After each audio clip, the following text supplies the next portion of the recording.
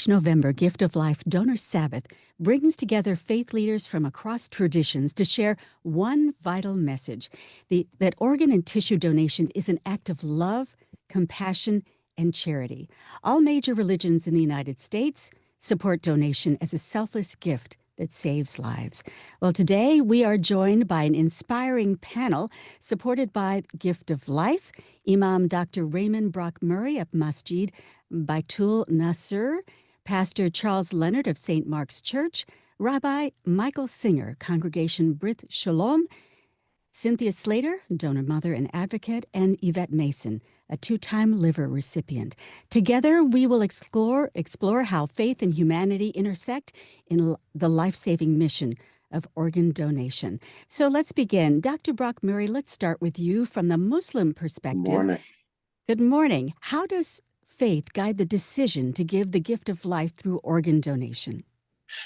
So first and foremost, I want to thank you for having me on the show, and especially the invitation from Gift of Life for having me, and Ms. Killebrew as well for thinking to have me participate. So there are a lot of ways to understand the Islamic perspective, right? All of the Islamic perspectives on organ donation are rooted in obedience to God. What is our responsibility as human beings to do what is pleasing to God, what we know that He expects of us as worshipers? And that actually is the foundation for the decision to and to not donate an organ, believe it or not. And so we have a few different schools of thought, just very briefly. Um, Similarly, as you'll see in all of the other scriptures that we have part of our conversation today, the idea in Islam that to save one life is as if to save all of humanity. And so a lot of that informs our approach to deciding to donate an organ, right? Because I know that there's a great possibility that if I do donate an organ, it's going to go to someone in need and either save their lives or increase the quality of their life. But similarly, the other side Islamically is sometimes we try to honor the body of a person who might be deceased. And so I think that most of our struggles as a community around this issue really revolve around when has a person passed away in terms of organ donation, but then also on top of that, how do we honor the body of the deceased by not causing any harm to their bodies as well? And so I think religiously we're kind of grappling with that and having these conversations from community to community over time and trying to clarify what that means to us as servants to God. I find it absolutely delightful that you refer to that saying from the Torah that save one life and you save the world. And that's also in the Talmud. Right. Correct. Rabbi Singer, in the Jewish tradition, saving a life, pikuach nefesh, is a core value. How does that teaching connect with the message of Donor Sabbath? So first, again, thank you for having me, and thank you to the Gift of Life. This is such an important conversation, and really to try to get out the message and the word that organ donation is the highest mitzvah. We say commandment, so we believe in these commandments, these mitzvot that God gives, and the highest one is to save a life. In fact, saving a life even pushes a lot of other laws that we might have that we value in Judaism, such as keeping the Sabbath and this is the most important law that we really have. What we can do to save another life, because we believe, as you quoted from the Talmud and as the Imam pointed out, to save a life is to save an entire world.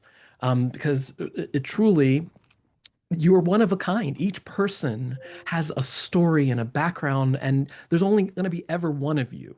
And so you are priceless in the eyes of God. And so we feel that by you can show the deepest honor and can fulfill the highest mitzvah of saving a life, either as a living donor or as after someone has passed away.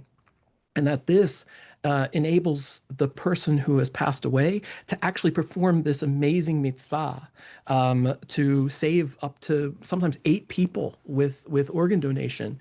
And so we look at that as sort of the highest way of honoring God and fulfilling the commandment to save a life. And most of us in our regular lives, we don't go around like Superman, like saving lives on a regular basis. But here you can be that person that God has blessed with the ability to perform this commandment in pikuach nefesh, as you mentioned, in saving another person's life.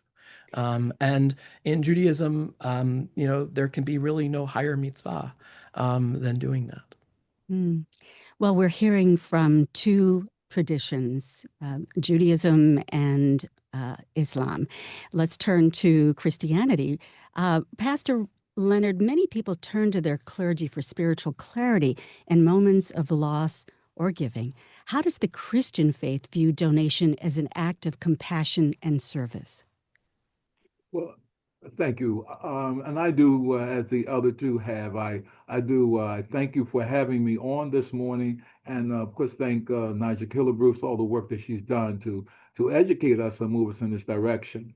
In the Christian faith, for us, it's very, I think, important that we go to the life of Jesus Christ, where Jesus, he says, no greater love than one in to lay down one's life for another.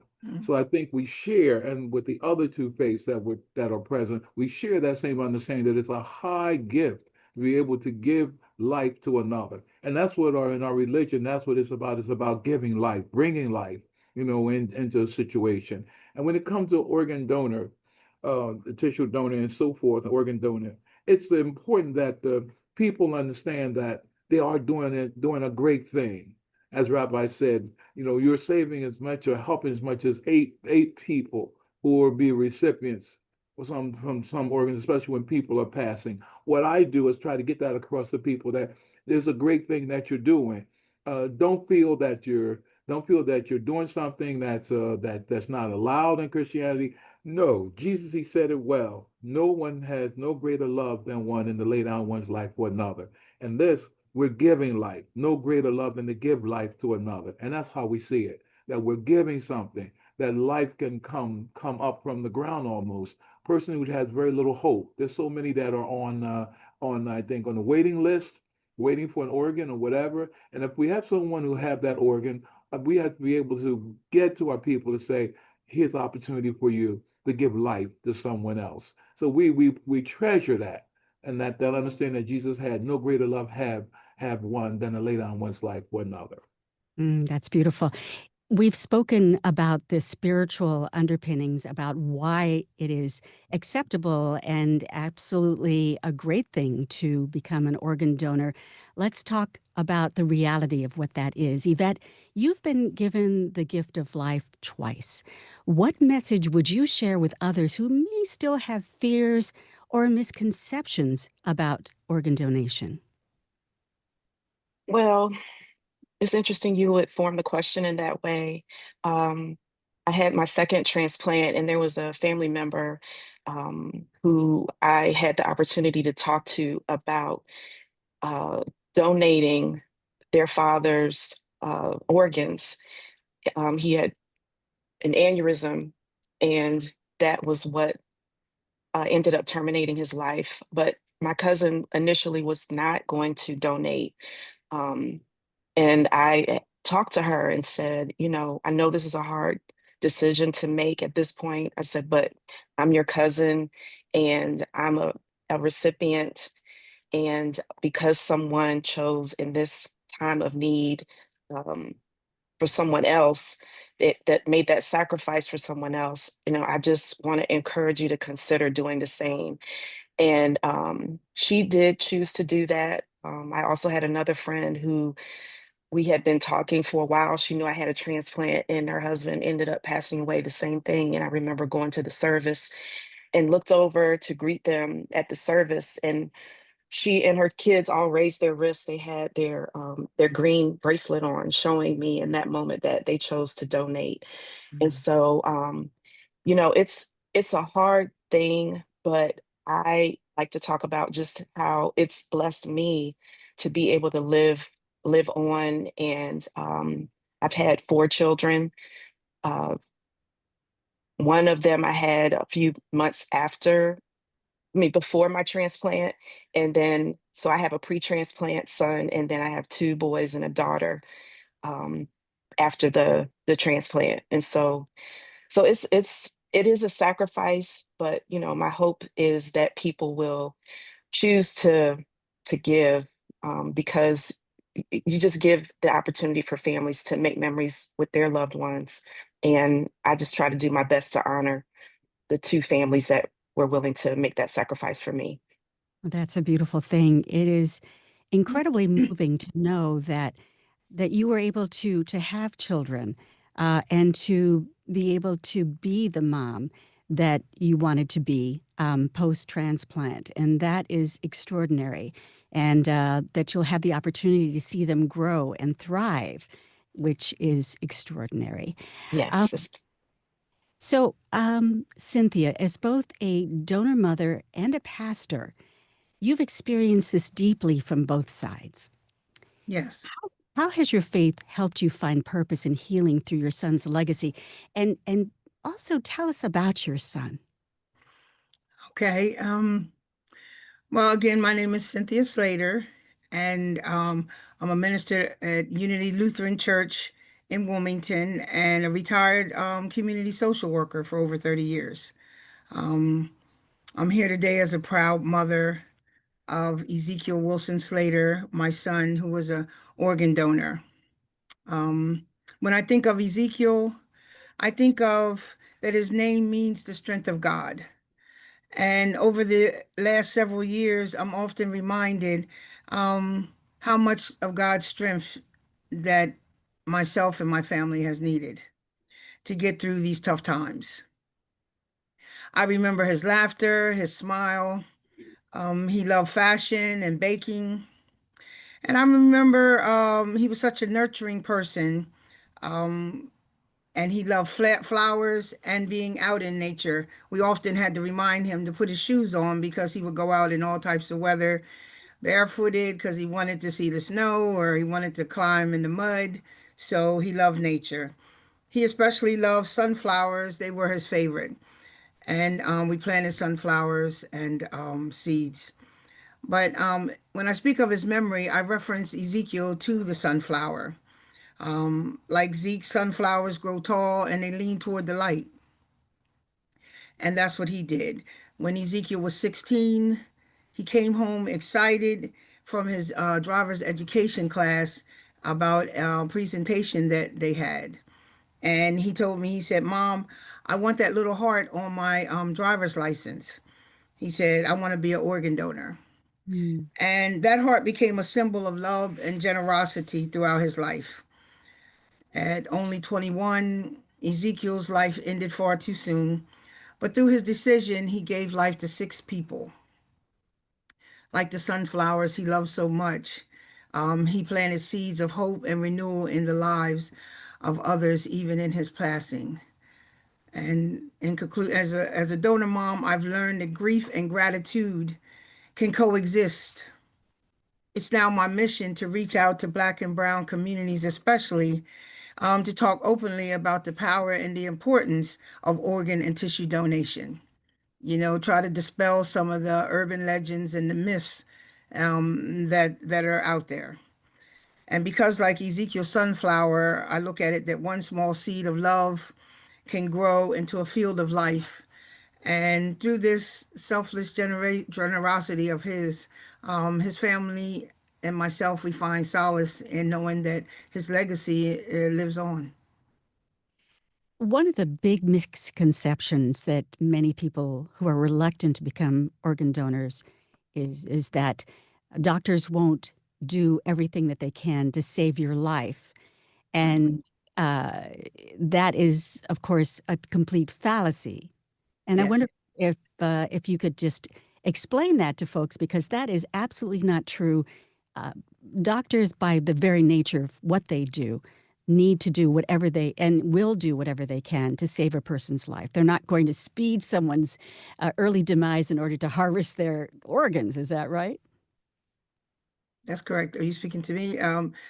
Yes, that's correct. And maybe someone else on the panel can speak as well. But that's something I often hear people say, I don't want to put that on my license because they won't save me or they won't take me to the hospital. And, and for him to be so young and want to make that decision. But I also showed him the heart that I had on my driver's license, a decision I made many years, many years ago when I was young. And so, but oftentimes people have said, even he has a twin, and his twin was like, I was at that same presentation, but I'm leaving here with everything that I came with, and I think over the years he's kind of softened a little bit about that, but still it's a lot of myths that need to be dispelled so that we can get the people, the help that they need. Yeah, absolutely. For all our faith leaders, what are some of the most common questions or myths that you hear in your congregations about organ donation, and how do you address that? Imam, can you start? Thank you.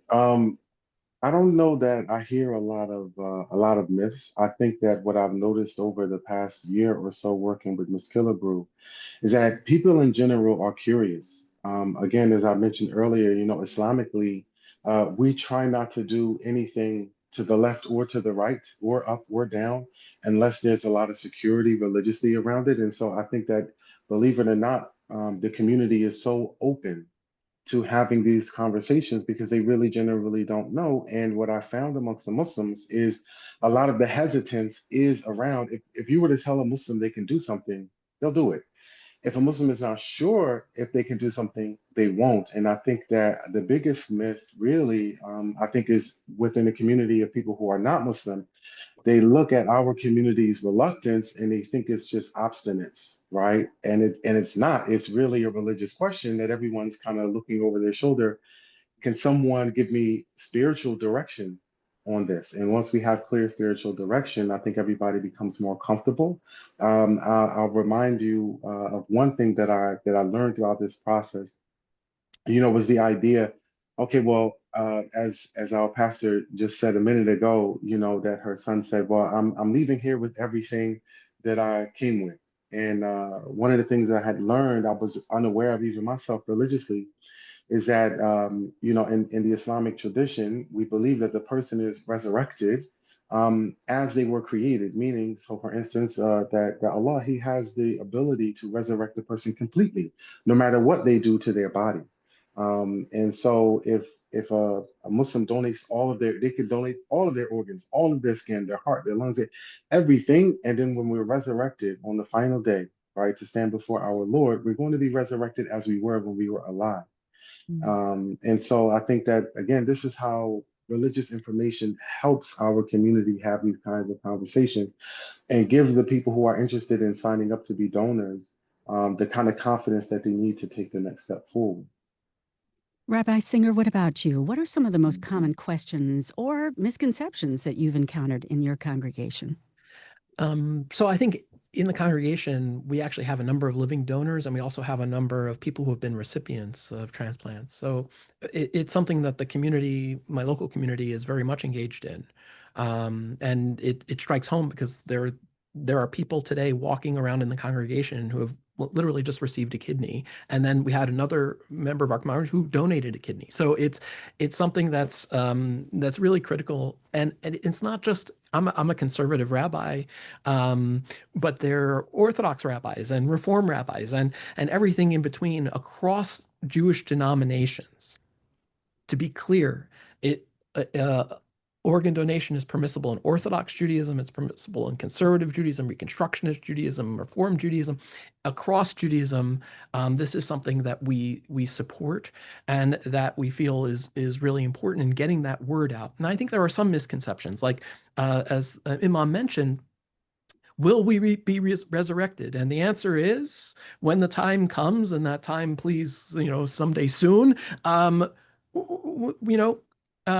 God has the ability to do it, because after all, we return to the earth. And if you think about it, ancestors that have been buried thousands of years ago, there's not much left per se. We return back to the earth. That's what we're made of, literally the material of the stars. And God has the ability to do that. So we're not particularly concerned in that. We believe that God can do what God can do, and certainly there. But the other piece is, the treatment of the body.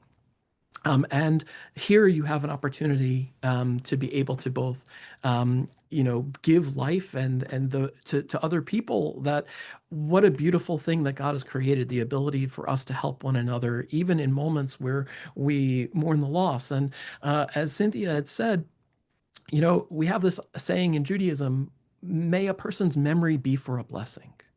What bigger blessing can there be in someone's memory? And it's as if the person who has passed on, in this case, is able to bring their memory and their love and their blessing continually into the world. And you can do that through organ donation. You can do that, of course, through the values you perpetuate and the legacies you leave. But one of the biggest is giving life to those who desperately need it. And there are people who desperately need. We need to increase the awareness of organ donation, its permissibility. It's even what I might say is a choice that people should be encouraged to make when they're healthy and good and like all is there, instead of at the last moment. We need to get this. We have this in living directives, medical directives, Jewish medical directives. That is such an important part of getting the word out, so that we have so many people that could benefit. And if we just increase the awareness over and over and dissipate any of the questions people might have. Well, is it true? Aren't I supposed to be buried whole? Ideally, sure. But here you have an opportunity to save lives. And what could be greater than that? Mm. Pastor Leonard, tell us about your perspective. What kind of questions do you get in your congregation? I think what Imam and what Rabbi, what they've said is basically what we deal with too. People wonder, well, am I going to be resurrected? How am I going to be resurrected if you take my organs away and so forth? And we have to come back to say to them, well, that we have an understanding about about this cremation that happens. More the people are created in the world than buried in the world because of land use. But understanding that if you're going to give your organs, you're giving life, and that you can be resurrected. You will be resurrected, because that's what, as Imam has said, you will be resurrected at the time. God has a way of doing that, and Rabbi said that too. God has a way of doing it. We cannot fathom how God thinks, fathom God's purpose and so forth. We can't fathom all that. So we can't imagine, well, how do I give away my organs, and then I'm going to be resurrected? But that's going to happen. God can do it. So we say that because God is God, so God's able to do it, but we're able then to give life. So I say to many people who are dealing with this kind of situation, those questions and so forth, I say, well, listen, the most important thing is giving life. Understanding that as we go from this earth, we can't even take our bodies with us. They stay behind. And they go into the dust, go back to earth and turn into dust and so forth. But if you can help someone. A good thing, I think, a good thing for me has been when there's somebody in the congregation who's on a waiting list. People have to hear how this person has struggled, how they hope that someone will come and be able to donate an organ for them that they can live. And when you know people who are struggling, who are on the list, that tends to make people think twice. Maybe I can do something like that, or maybe if we can encourage somebody else. I'm thinking that I know people are still afraid, but when they know someone who's struggling, who's on the list, then it comes more like almost into your room, into your house. That here's someone that's struggling. What can be done? We pray for them, but we hope that somebody will be able to donate an organ to help this person. So that's one of the things that's very helpful. Mm. Pastor Cynthia Slater, donor mother and advocate. Studies show that 5,000 people in our region are waiting for a life-saving transplant, with communities of color disproportionately impacted. Why is it so important for trusted faith voices to help bridge the gap? As we heard from the other leaders, because people come and they really look to the church leaders and house of worship leaders as a voice of reason. So it's very important for us to get that information to other spiritual leaders so that they can get the word out, as we heard the other pastors and Rabbi and Imam say that you know people don't have the information, so they're making decisions based on misinformation and no information. So the more that we get the information out, then the more that people will be knowledgeable, because people are, once they hear the information, they are excited. And I've had people come to me and say, when I went to renew my license, or I thought about what you said and I looked up that the website, and I made a decision to donate. So what they say, each one teach one. Yeah. Yvette, I'm going to give you the last word, because your story is really about the extraordinary gift that the gift of life has provided for you, your family, your community. And I wonder what your message would be to those listening out there who are on the fence, who may have heard all these misconceptions, may have certain misinformation on their own part, and a reluctance to take that step to become a potential organ donor. What would be your message to them? My message to them would be to look at me. I can't even begin to talk about how much I've thrived. And this month actually is both of my transplant anniversaries, November 23rd and November 20th and November 24th. And, when we don't have information, like, I know I wouldn't be as aware of organ donation if I had not gone through my experience. And so that makes it mean a lot more to me. And so I just would encourage people to do your research. Make sure you not just put it on your license, but let your family know what your wishes are.